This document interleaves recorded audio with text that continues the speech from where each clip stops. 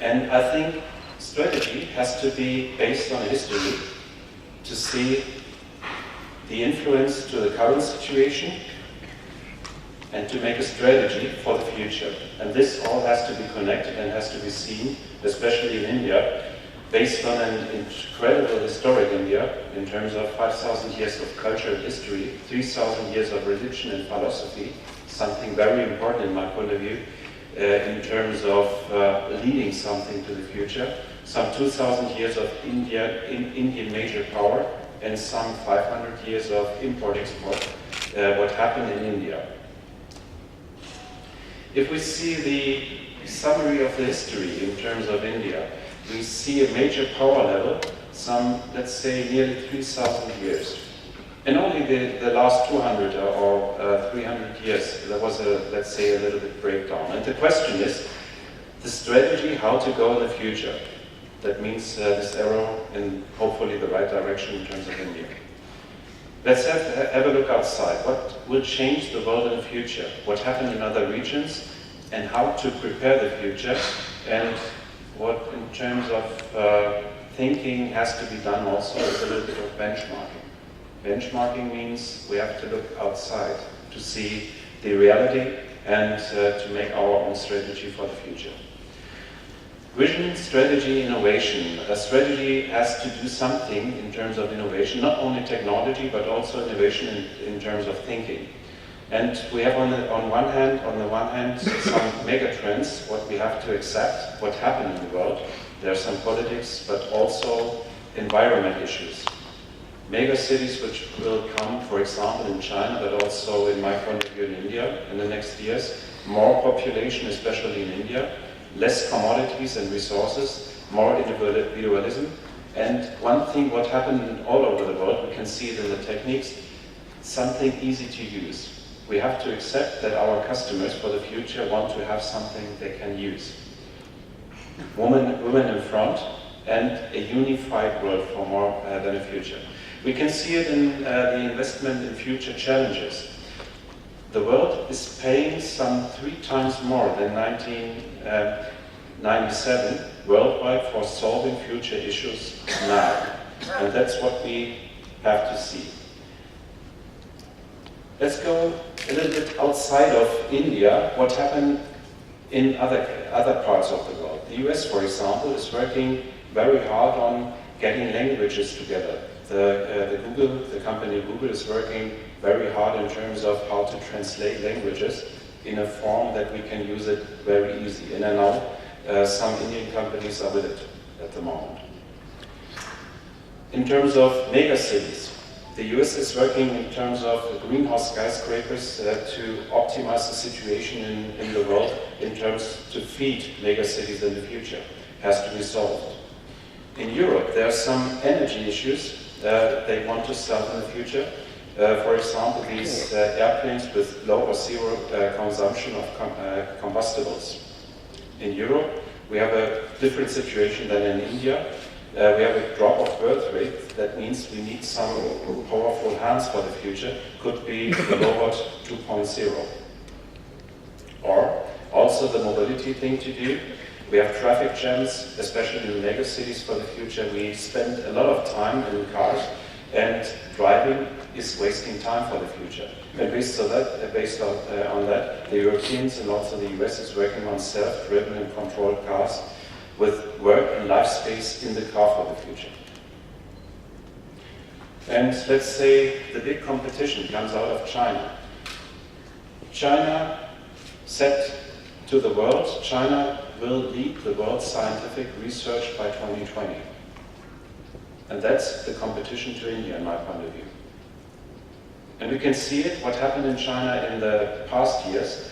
China started with photovoltaics some years ago. They bought out the technology out of Germany. At the moment, China stabilized research in this sector and brought a few factories to the launch at the moment. And I would like to say Germany now is number 2 in this area, and the Chinese innovation comes in front.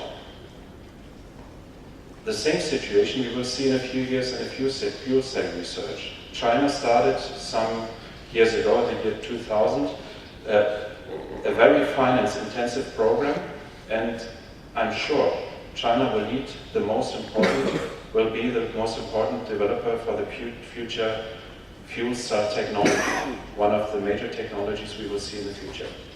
Also, the battery technology started in 1999 with research and technologies bought out of Europe and the US, but now we see some 30 factories at the moment in production with cheap and high-performance lithium-ion batteries. And that's what happened in China. As I said, the most important competitor to India. Let's make a look at the current situation in India. What are the basics for the Indian future? The opportunities in India and the most important core competences we see now. And let's say some examples what we can see in the future. The 2-year average GDP growth, as we can see in comparison, for example, to China, is more or less at the same level, some 8%, 9%, something like that. And what's really important in terms of compared to other countries, it's stable. It's a stable situation, and I think we can build up something on the stable situation for the future. One of the most important things, in my point of view, in India is the working population over the next 10 years. This graph will show some 17% growth in India and nearly nothing in China. This is, I think, a big thing for the Indian strategy, for the Indian future. And this is the population development, what we can see in the next years. We are in a growth situation which is, in my point of view, which is positive.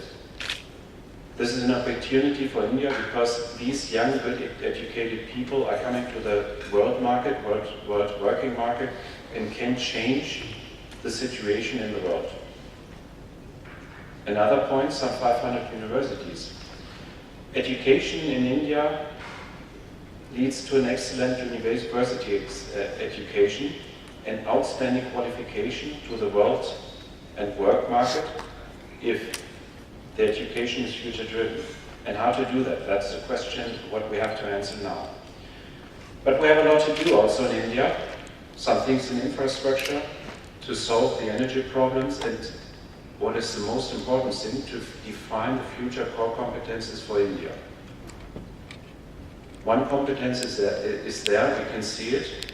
It's the IT industry in terms of hardware, software, services, and the growth is enormous. And I think this is one of the major core competences. But the question is that enough? What do we have? We have a strong IT industry, we have a lot of universities, we have some 300 million young educated people, we have the willingness in every business sectors to have success in the future, but we have also a lot of bureaucracy, we have some bad infrastructures. And what can we do? The summary is a lot of positive movement we can see in India. The most important success factor in my point of view, young educated people. And the world leading core competence in terms of IT software. But the question is that enough for the future? Where are the processes, products and technologies to bring India to the world power top? What we have to do is, in my point of view, we have to connect all these things together. We are working in IT industries, we are working in universities, we are working in different other business areas, but the future business has to be connected together in terms of networking. Let's go one step back in terms of what is business. Business is sales of a product. Doesn't matter if it's in service or a product, and it happened to be developed sometimes research, and we have to do basic research to this. And this is a business circle, what's going around and around, what we can see every time. Let's talk about the Indian part of this. In the last years, we have seen a lot of product preparation, production, marketing, and sales. And often, some buyouts of products, of companies, of development out of Europe or the US. and some own developments we have seen also in India. But the rest, in my point of view, has to be changed a little bit in terms of own development, own research in India.